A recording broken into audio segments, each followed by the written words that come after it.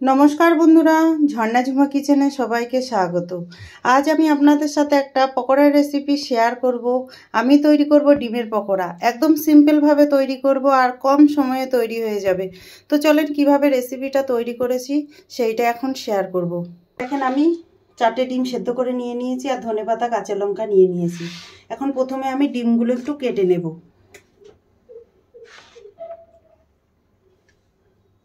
Piece করে নেব ডিমের। এরকম দেখেন 4 পিস করে নিচ্ছি আমি। এইভাবে 4 পিস করে নিতে হবে। দেখেন ডিমগুলো আমি সব কেটে নিয়েছি। এখন আমি লঙ্কা ধনেপাতা কেটে নেব। একদম কুচি কুচি করে কেটে নিতে হবে কিন্তু। আমি 2টো লঙ্কা দিয়েছি, আপনারা যদি ঝাল বেশি পছন্দ করেন তাহলে বেশি করে দেবেন, খেতে কিন্তু ভালো লাগবে। দেখেন লঙ্কা কাটা হয়ে গেছে। দিয়ে দিলাম দেখেন কিছুটা ধনেপাতা। আর ধনেপাতাটা একদম ফ্রেশ গার্ডেন থেকে নিয়ে এসেছি। তো ধনেপাতাও দেখেন একদম কুচি কুচি করে কেটে দিচ্ছি।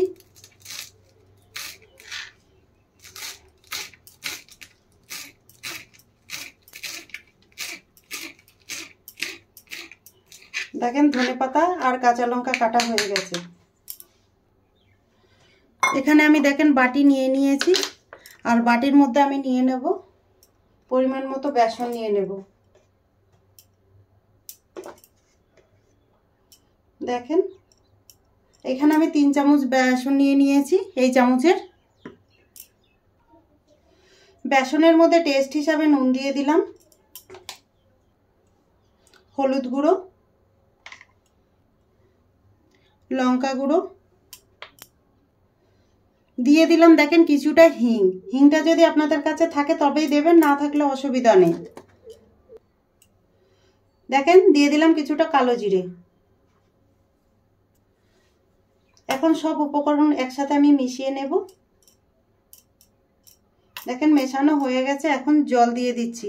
জল দিয়ে একটা ঠিক ব্যাটার আমি তৈরি করে নেব।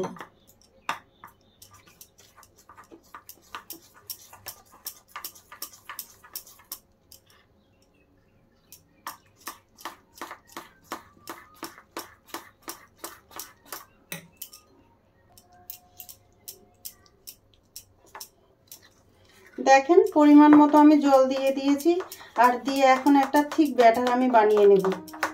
আর বেসন যত ভালো ফেটানো হয় পকোড়া কিন্তু তত বেশি ভালো হয়।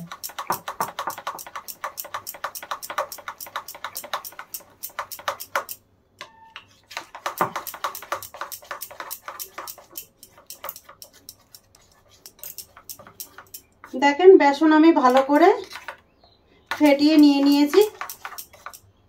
এখন এর মধ্যে আমি ধনেপাতা আর কাঁচা লঙ্কাটা দিয়ে দেব। দেখেন দিয়ে দিলাম ধনেপাতা কুচি, কাঁচা লঙ্কা কুচি দিয়ে আর একটু ফেটিয়ে দেব।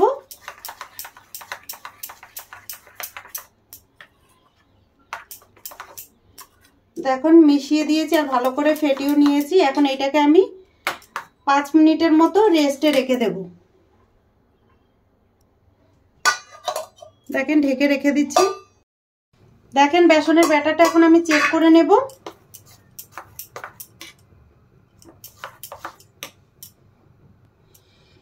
এখন কেটে রাখা ডিমগুলো আমি এর মধ্যে ডুবিয়ে দিচ্ছি।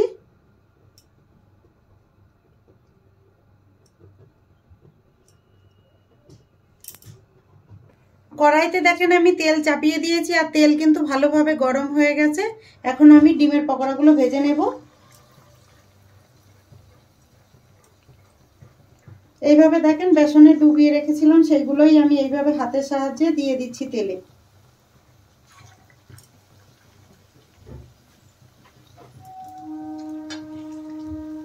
দেখেন এইভাবে দিচ্ছি।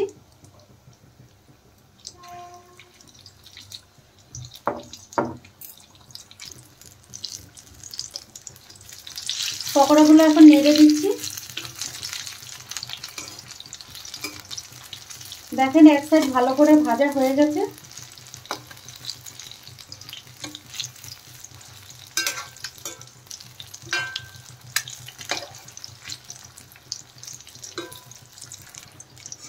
দেখেন পকোড়া কিন্তু খুব সুন্দর একটা কালার হয়েছে।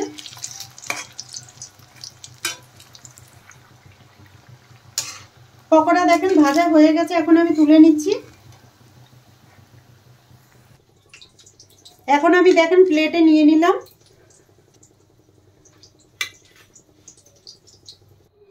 তৈরি হয়ে গেছে ডিমের পকোড়া। এই রেসিপিটা যদি আপনাদের ভালো লাগে তাহলে আমার চ্যানেলটাকে সাবস্ক্রাইব করবেন, লাইক করবেন, কমেন্ট করবেন আর অবশ্যই শেয়ার করবেন। আর সিম্পলভাবে এইভাবে ডিমের রেসিপিটা আপনারা বানিয়ে খেয়ে আমাকে কমেন্ট করে জানাবেন। ভিডিওটা দেখার জন্য থ্যাংক ইউ।